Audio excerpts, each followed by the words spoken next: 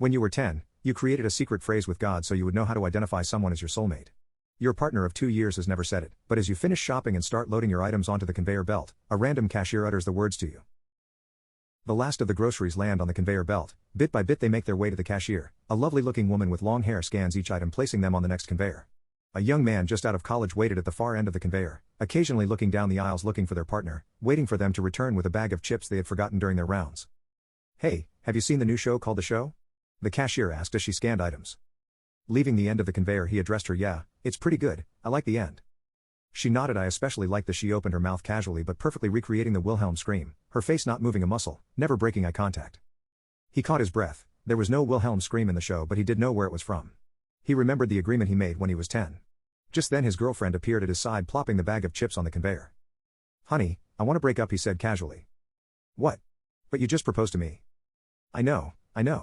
"Hear me out." She can do the Wilhelm scream. He gestured to the cashier. He turned to her asking, "Want to go to dinner?" The cashier shrugged. Something told her that he was something special to her. She couldn't quite put her finger on it, but she had known this feeling for some time. His now ex-girlfriend floundered. "What?" Her mind reeled. "What does?" "What?" The word skipped in her mouth like she was trying to process his idiocy but could never quite get there. "I can't." She seemed to finish, still bewildered. "Yeah, but you never did it unprompted. The deal was that you had to do it unprompted." "With WHO? The deal with who?" She left for a minute and everything changed. She was tempted to blame the chips but mentally shook herself to keep from falling into the same track of idiot her boyfriend careened on. "I promise not to tell." Just as she was about to scream, someone behind her dropped to one knee and held out a ring to her, telling her with a quivering voice, "I never thought I would hear that phrase." She looked to her ex-boyfriend, then to the strange man with the ring. Back and forth until finally she screamed, "I need to get out of the crazy town."